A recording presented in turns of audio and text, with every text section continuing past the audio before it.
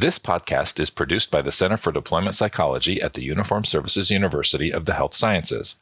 The views expressed are those of the speakers and do not necessarily reflect the opinions of the Uniformed Services University, the Department of Defense, or the U.S. government. In addition, references to any specific companies, products, processes, or services does not necessarily constitute or imply endorsement by the Uniformed Services University, the Department of Defense, or the U.S. government. Welcome to CDP's podcast, Practical for Your Practice, where we give you actionable intel to support what you do. One colleague to another. Well, hello, everybody. I'm Andy Santinello, Senior Military Behavioral Health Psychologist, and got Jenna with me today. Hey, Jenna. How you doing, Andy? Glad to be here today. I am doing great. I'm feeling underdressed because we also have two of our good friends of CDP, military psychologists, Lieutenant Colonel David Tubman. Hello, Lieutenant Colonel Tubman. Hey. And we also have Major John Blue Star. So glad to be with you both. Yeah, I'm glad to have both of you with me, and especially since I've already asked you to do so much and getting our ACT training program off the ground, and you volunteered so much time. I can't believe you're willing to spend even more time with us. It's super You're fun. Kind of like I was going to say that too. Super fun. Seems like you were going another direction, John. I'm glad you guys got the script that super fun is the phrasing we'd like to use when describing working with us. So we're really happy to have you guys on the podcast because, well, for lots of reasons.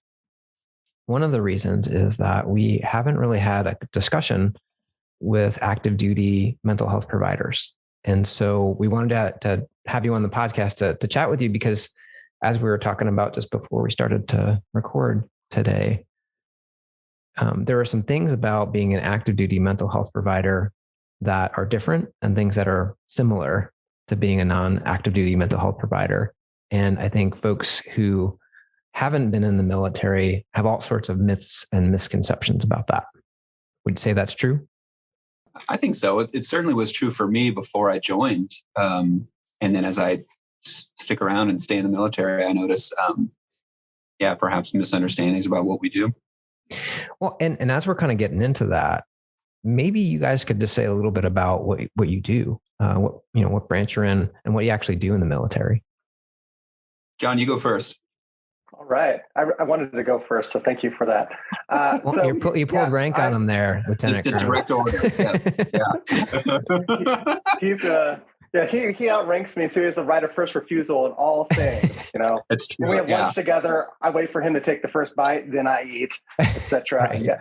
So I'm like to point out, I am a major, so that is like a fourth tier up on officers, 04, and I work here at Lackland Air Force Base, so that's in San Antonio, Texas.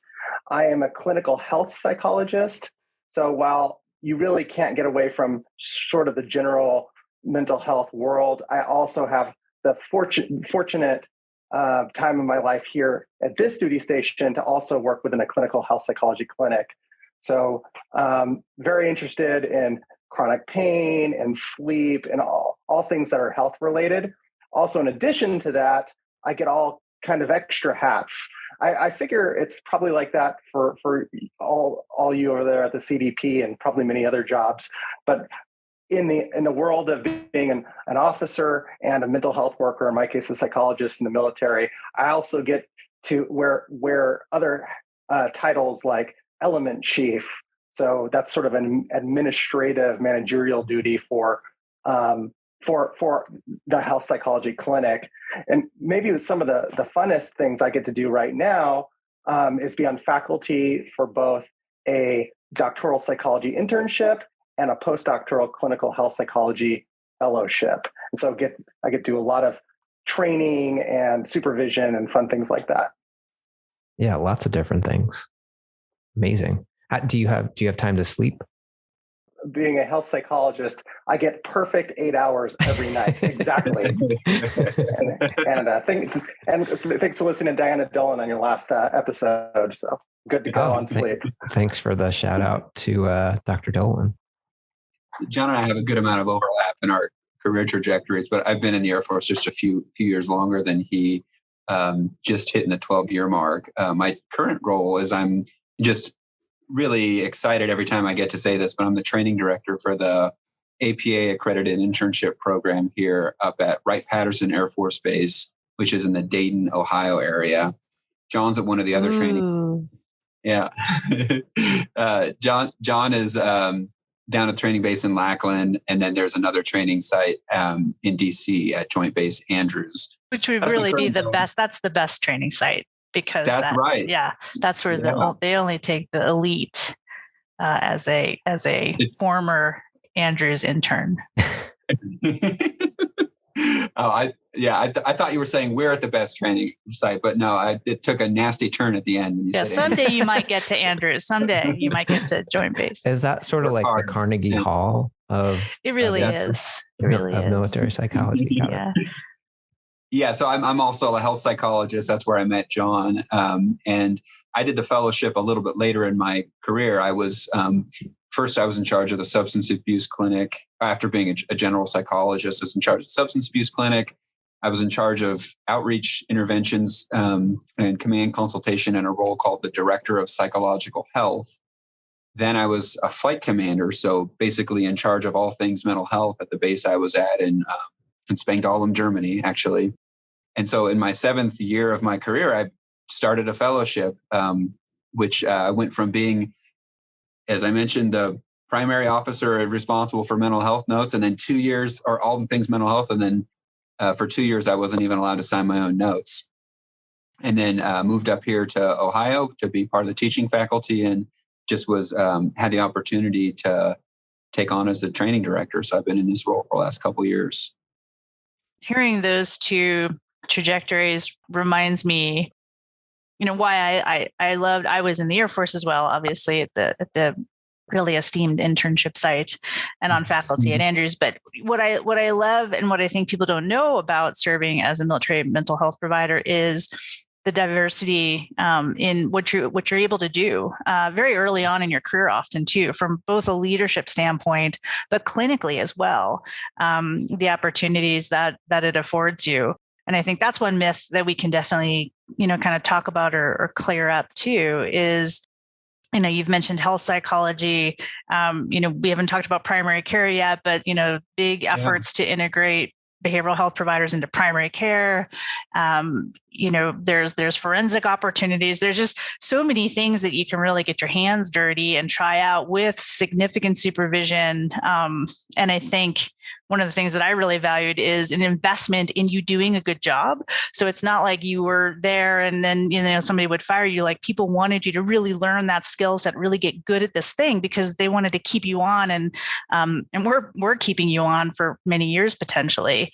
And so I think that's a lot of hats that everybody's wearing, but I feel like there's less burnout in some ways because you're not just doing trauma work 40 hours a week. You're really sort of doing a lot of different types of things that one could do as a behavioral health provider.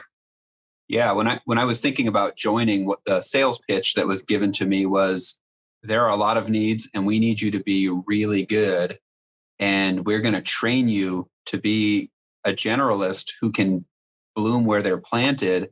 And you're going to get to do really cool stuff. You're going to get to do things that are much different than what your colleagues are. And I found that to be true. And I've stuck around because that's what I've gotten more often than not. There's a headaches with every job. And that's what I try to perpetuate as a TD too, is how do we create those kinds of psychologists? One of the things you mentioned, Jenna, myths of being a military active duty provider. And so I'm curious, actually, all three of you, we have 3 military psychologists, well, 2 active, 1 former. What are some of the myths that you've sort of come across and you've contacted, maybe even in, sort of your own experience, things that you thought about before you joined up and, you've kind of learned about as you've, been in your roles or maybe even things that you've come into contact with when you've been interacting with maybe, folks in the civilian world, things that they just maybe don't get or misconceptions they might have about what it means to be a mental health provider in the military? A personal myth I had was, probably there's a very specific type of personality or like level of like masculine energy that you need to have to be an Air Force psychologist. And as I was in graduate school, I'm like, I don't know that I'm that type of dude. I don't know that I'm like a, G.I. Joe type of a person. And I don't know where I got that. I just didn't know very many people in the military, but I just had this mentality. And as I was sharing earlier, once I got to know a few psychologists, I'm like, oh, these are mostly pretty normal people that at one point were on a similar life trajectory as I am right now when I was a grad student. That opened up the door for me to learn more. The other two myths. So I was at a psychology conference. Is actually ACBS, a community that I've been a part of that I just really love. Which is the Association for Contextual Behavioral Science. Yeah, thanks for saying that. Well, that's the other thing, the acronyms. There's so many acronyms. We live in the world of acronyms, right? Yeah, so I was at the Association of Contextual Behavioral Sciences. That's also a very long mouthful of an acronym. And I was wearing my uniform because I was there to present, and it was a military symposium that we did. And what that did was it invited a lot of people who have a lot of curiosity to come up and talk about what are you doing here, basically. And a question that I got that was certainly an earnest question and of curious nature was, what interest would the Air Force have in acceptance and commitment therapy?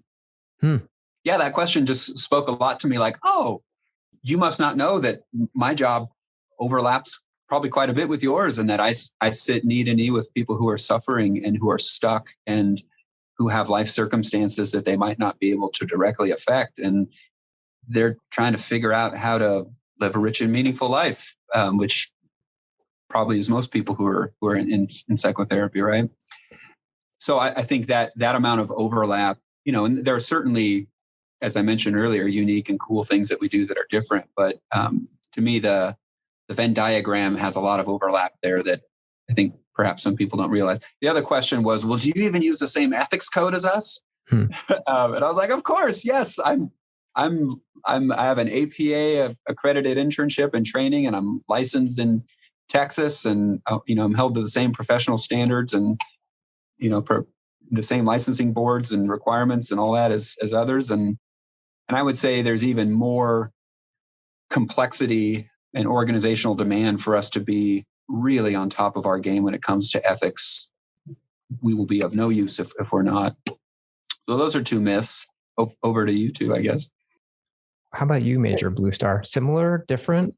I think a lot of similarities to David. One of the major ones would be, I didn't really know any other military psychologists. So I knew exactly what I wanted to do. So in my mind, when I hit the door, I imagined it would be almost entirely post-traumatic stress disorder. That would be what I would do every minute of the day. And I would just be a straight one-on-one clinician dealing with people who were suffering post-combat. And there was just such a greater range, which was actually in the end refreshing that, there was all kinds of things people were struggling with, the sorts of things that anyone in a demanding job anywhere are likely to struggle with, right? Except with the extra responsibility of they also have to be ready for military service. So they're, held to a standard, to Colonel Tubman's point, needing to make sure we're being very ethical in their care in terms of informed consent and things. But also, I think another part was I didn't realize how much opportunity there would be to kind of get in front of all the problems from the prevention angle. And that's sort of, had to seek it out and find people who are likewise interested.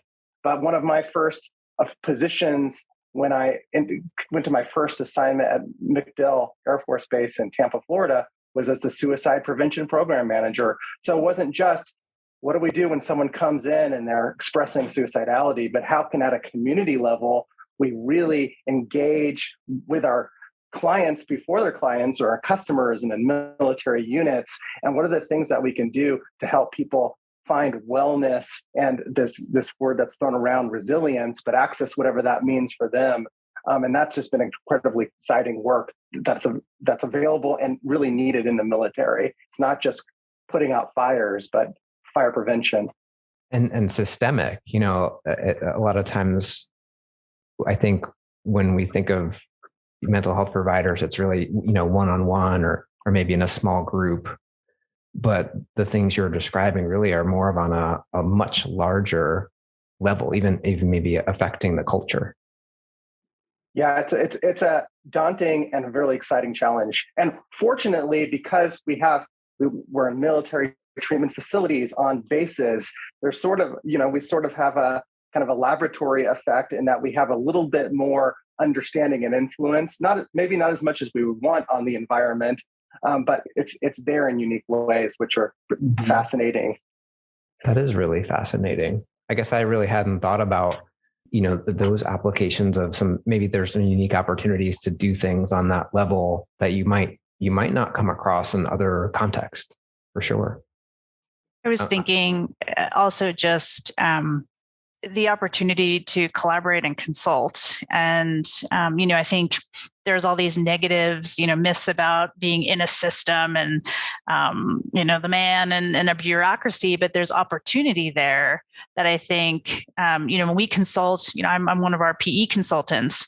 And so consult a lot with providers who are really frustrated because they don't have ready access to other care providers or other, sort of groups and resources that could augment what they're doing with their client. And I think in the military, you start to take that for granted because you can send somebody to the health and wellness center and have them do a stress management class while you're also doing this other treatment with them, or, hook their family member into something, sit on working groups to sort of better address, other prevention type problems. And I think, sort of those positive parts get overlooked sometimes as well. And I think the other myth I had probably going in was that somehow the providers and the training that people got maybe was sort of suboptimal. And I was just blown away by sort of, again, how cutting edge, how focused the organization was on making sure that their providers were trained in the latest evidence-informed, evidence-based treatments, and the money that was put into bringing folks in to provide training and consultation, and really, really sharp folks, especially at Andrews. Just throwing that out there one more time. Yeah, if I could add into the sharp folks comment, I also thought that the only way to get access to active duty service members to treat them would be to join the service. So I kind of, in my mind, that was the only way. I had to commission and put on the uniform. But it turns out that we have thousands and thousands of civilian social workers, psychologists, paraprofessionals, and actually they're really good jobs, and we really need them. So as much as it's important to Colonel Tubman and I to be recruiting social workers and psychologists and all these folks to be active duty, there's also just tons of civilian positions that we need those sharp folks in. And unfortunately, we have tons of them already and just need more. You wore that uniform all those years and you didn't even have to. I mean, geez. Jenna, you mentioned sharp folks and getting really great training. And I know both of our guests today have a hand in training and have actually designed some pretty incredible training opportunities in lots of different EVPs. I think you're both MI trainers. You're both ACT trainers. And the follow-on that you've sort of created, the in-house consultation programs that you guys got is just really incredible. And I was wondering if you'd be willing to talk a little bit about what it was like to maybe craft those experiences for your trainees. Yeah, I'll speak kind of broadly about training in the Air Force, and then John's program does have some nuances that are different than ours, but all three training sites, not just something we say, but, they all are really intensive, involved, and, I just think high quality, of course, APA accredited training programs. The main rotations that you tend to get is probably folks spend the most amount of time doing general mental health work. And secondarily, all three training sites offer a clinical health psychology rotation. Which is basically because of this reality that many of the people that we stand to help aren't people who necessarily have mental health conditions, but they might have other lifestyle and behavioral factors that, like perhaps chronic pain or difficulties with weight management or things like diet and exercise that we might stand to have an influence over, both on the individual level as well as in preventive efforts. So, clinical health psychology. And then also there's neuropsychology rotations that are of varying lengths. All three sites also do, as Jenna mentioned earlier, primary care behavioral health. So ways of acting within a primary care clinic, doing brief, usually solution-focused functional assessments where you're giving conceptualizations and evidence-based interventions in a targeted way like your PCM would. So that's the basic structure. And then within that, we have this challenge of, we have a year not just to make you a really good psychologist, but also how do you do with doing preventive health initiatives and consulting commanders, and then how do you function as a leader, because you're also an officer in the military, and as soon as you get to your new base, they're going to be expecting you to be in charge of something. So that's a lot of demand. And then John and I are also very passionate about and motivational interviewing and some population health-based things and ways of doing embedded mental health care. So we have these little tracks within our programs to expose people and hopefully spark some enthusiasm in those areas, while we're also juggling, these other challenging training objectives. Just the incredible amount of information and skill that someone needs to be able to accumulate in such a short amount of time must be really challenging for trainees, but also for people like you who are crafting those training opportunities, because you still have plenty of other hats to wear too. So what has that been like to try to juggle all of those things? Yeah, at different points in my career, I would answer that question differently. And something that I bring, and this is consistent with conversations we've had that are ACT aligned, right? But sometimes people are drawn to the military because of financial benefits and resources. And, I'll admit that was a major drawing factor for me. And it didn't take me long to realize, if that's my only reason for doing what we're doing, I'm going to be really burnt out and miserable, and I need to get out very quickly. Right. Because it's not some secret that we pay more and nobody has figured this out, and it's a secret, let's just keep it to ourselves. Like it's because there's great responsibility, and there are demands on you, and you are expected not just to be a system follower, but you're expected to hopefully improve and create and develop this system that we're part of.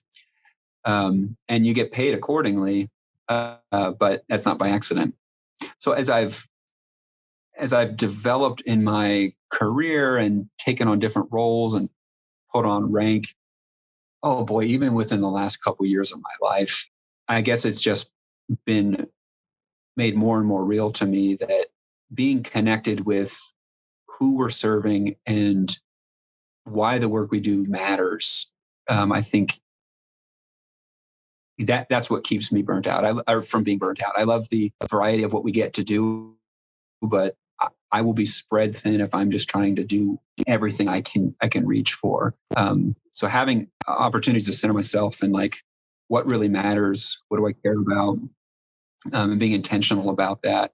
Yeah, definitely important to be able to keep those values right in front of you to guide what you're doing, for sure. Mm-hmm. It's funny we're talking about some of the myths that maybe civilians might have, or civilian providers might have when it comes to military psychology. And it's going to go ahead and out myself as maybe being not the most culturally competent psychologist. I think I've gotten a little bit better. But I remember doing my first training for CDP at a military base. I won't say which one. And it was for 80 military psychologists. And I had all these irrational thoughts about what it was going to be like. So first was, are they going to be able to laugh at my jokes? Not that I have good jokes, but are they going to be able to do that where, was I going to have to be, super serious the whole time? It's sort of getting to what you were saying earlier about, the assumption that, or maybe the misconception that people in uniform aren't human beings. And not that it went that far for me, but just, some of the things that seemed just sort of silly, all these ideas that were kind of in my head. And so, when we're thinking about military psychology and military psychologists and military mental health providers, there is a cultural competency aspect to it.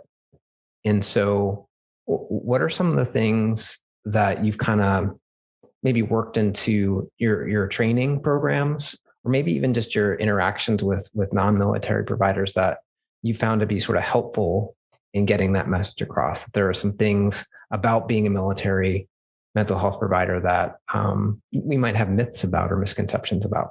Well, the thing that's coming to mind right now is we try to really instill the importance of truly doing a biopsychosocial assessment of whatever the person's walking into the room with, whatever problem and goals they might have, where we're understanding physiological contributions, the thoughts, the emotions, the behaviors, and then also how those factors interact with the environment and who they're around and what their upbringing was like, socioeconomic factors, adversity factors. Because just like anything, there's, what do they say? Every road has two ditches. I think is possible that me as a military member might assume that I know some things about the military member sitting across from me because I'm wearing a uniform, and be totally wrong and totally off, and really just be stereotyping that person and miss out on truly understanding how they came about having the problems that they're having because I'm over identifying. And then at the other end of the spectrum, it's also possible for me to maybe not appreciate that there are some similarities, of perhaps background and culture and context that we have. So, we give our residents the opportunity to, both in their notes, but then also in some of our training activities, to do that, to really show us like, yeah, we're interested, I guess, in what diagnostic formulation you might have, but how are you conceptualizing the development and maintenance of whatever problem they have, considering biopsychosocial factors? And then what does that point to in terms of what might be the evidence-based tools we have to help them alleviate that issue and move toward whatever it is that they're hoping to get out of therapy? So I know that's not a military-specific answer. To me, that's how you would hopefully, or at least where I'm at right now in my development as a psychologist, how I would encourage people to be culturally curious in any context. And it really, really matters in the military because there's all sorts of maybe shared identities, but then also an incredible amount of diversity with who we're working with. And boy, if you miss that, you're in trouble. Kind of one of the key things that we tend to foot stomp when we do military culture training is if you leave with nothing else, it's ask, don't assume. I love because, that. Yeah. I think people would love to be taught a set of rules, or if I learn these acronyms and I know these ranks and I, learn these things, then I'm culturally competent. But it's, each individual views their world through the lens of military culture very differently. And so really sort of taking the time to ask some questions about that and the influence it has or hasn't had on how they see the world and themselves. Right now, we're doing consultation with new integrated behavioral health consultants, those providers that a lot of them are civilians working in primary care, which is new, but also working in military primary care, which is really new. And our consultation is primarily on military culture. So how, in this visit that you had with this client, this patient, were there any parts of their presentation or things that were going on with them that maybe were influenced by military culture? This tendency to say, how do you feel about that treatment plan? Yes, ma'am. That sounds fine. So again, sort of that social order piece can get in the way of patients really questioning treatments or, how acceptable that treatment plan might be to them. And so making sure that you're watching out for some of those pitfalls and asking questions. So I love that. And I think, again, for our civilian listeners, we do a lot of training on military culture and, maybe we'll link some resources in the show notes. The other thing I was going to say, I know you talked about going to a conference. I think military providers, going to conferences and engaging in special interest groups or being part of planning committees, you sort of bridging that gap between military mental health and civilian mental health, and again, kind of get to know a military provider that way. So if you see somebody at a conference, again, engage with them just as you would anybody else at that conference, and maybe learn a little bit about what it's like to be. And I don't mean to be going into actionable intel, but I think, representation on committees and things like that is a great way to integrate, some of those things. Yeah, a really cool thing. I've been describing it this way lately, but being an Air Force psychologist, it's somewhere between a job and your family. It's not really your family, but it's also more than a job. I'm in a job right now where I wasn't really hired to be here. I was told I'm going here. Nobody interviewed me and said, yeah, we like you. We want you to be part of this organization. And we want, they just got me, kind of like you just get your parents or you get your siblings or you get your kids, right? I love the tight-knitness of that. But also, just like anything, it is a bubble that we can all kind of unknowingly go along and kind of drift away from other ways of thinking about things. So, Jenna, your point about requiring yourself to be part of non-military communities as a uniform-wearing psychologist, I think it's essential. And I benefit so much the wonderful things that I get to do by listening to differences in other people. I'm also reminded that, like, hey, there's parts of my job that suck. There's parts of other people's job that suck too. And then I'm also sometimes challenged on ethical dilemmas that I have. And when somebody who's a civilian goes, wait, you spoke with that person's commander? What is that all about? Why would you ever do that? And I have to go, why did I do that? Oh, it's so important and so helpful and just so beneficial for me as a psychologist. And I also think it is beneficial for those we're interacting with to understand what we do. Well, Jenna mentioned actionable intel. And so we're just about at that time. And so I'm going to put Major Blue Star on the spot. So actionable intel. Yeah. So one thing I would say, especially if you treat within your practice military service members or veterans or even their family members within your personal practice, sort of as a ongoing solicitation of mutual conversations and collaborations when conferences and otherwise, get involved in special interest groups. For example, we have of course, the Act for Military within the Association for Contextual Behavioral, and they have a special interest group for military and veterans, and so just lots of opportunities. If you ever treat someone who has been in or is in military service, there's lots of avenues to get consultation, learn more about our culture, and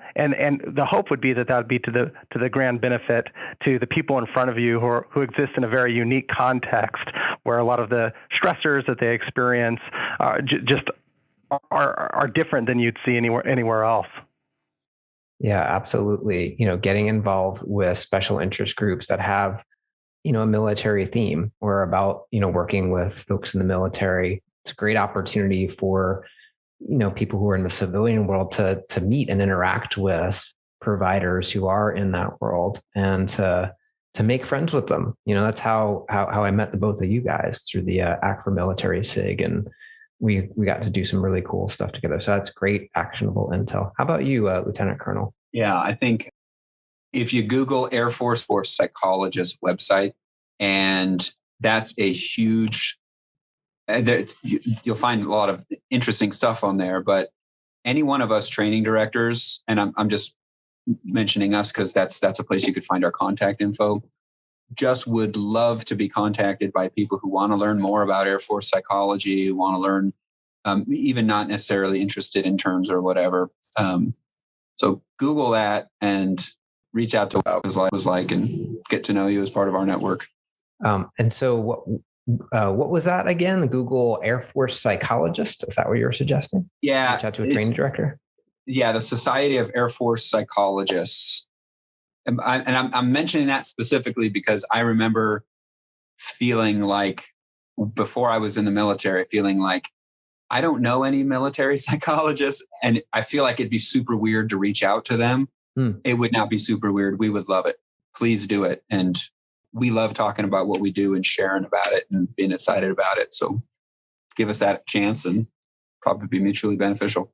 I really underscore that. I think you'd be hard pressed to find a military behavioral health provider who doesn't want to talk about what it's like to be a military behavioral health care provider. Like it's, so, you meet somebody at a conference, or if you're sitting on the metro next to somebody and they have a PowerPoint open that looks like they're a behavioral health psychologist, like just reach out and talk. We will link in the show notes our military culture course. That's one place to get started if you don't know much about the military, not necessarily about, military mental health, but just culture in general. And I'm just going to say it again, ask, don't assume. I think respectful curiosity is the best way to go. Well, I want to thank all of you for being on the podcast, especially you, Jenna. One of the things working with you, I forget about is that you're a former military psychologist. And I also want to thank... Because I'm so normal. You're super normal. Super normal. And definitely a special thanks to Lieutenant Colonel Tubman and Major Blue Star. I know you guys are incredibly busy.